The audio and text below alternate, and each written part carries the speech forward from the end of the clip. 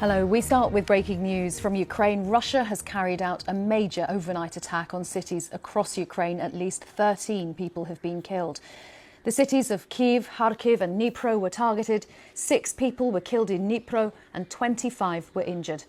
4 people were killed in Kyiv, where at least 51 were injured. These pictures were filmed by our BBC team in Kyiv. You can see the city's air defences go into action, trying to shoot down the Russian drones and missiles.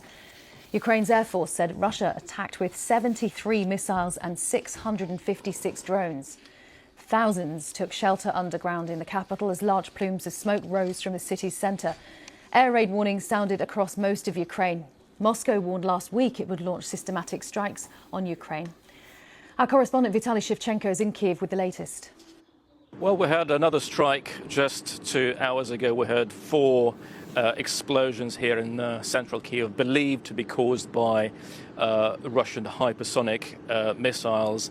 And last night was a sleepless night for most residents of the Ukrainian capital. We also heard more than 12 loud bangs here in Kyiv, followed by Russian drones buzzing overhead and Ukrainian air defenses trying to shoot them down.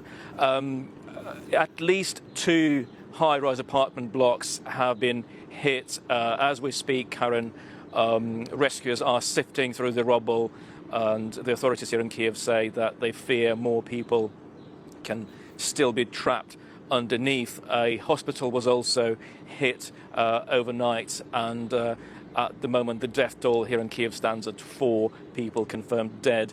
Elsewhere in Ukraine, in Dnipro, 7 people have been confirmed dead, including a rescue worker who was killed after arriving at the scene by a repeat Russian attack. There are also reports of Russian strikes in cities like Zaporizhia in eastern Ukraine, where an industrial facility was targeted, Kharkiv, Kherson, Chernihiv, and so on. As you say, Karen, this is an attack that Ukrainians had been expecting after Russia threatened to mount a campaign of relentless strikes, particularly focusing on the Ukrainian capital. And that's why so many residents of Kyiv took shelter in metro stations overnight, in basements and shelters across the city. And this is something that Russia is threatening to continue. Vitaly Shevchenko.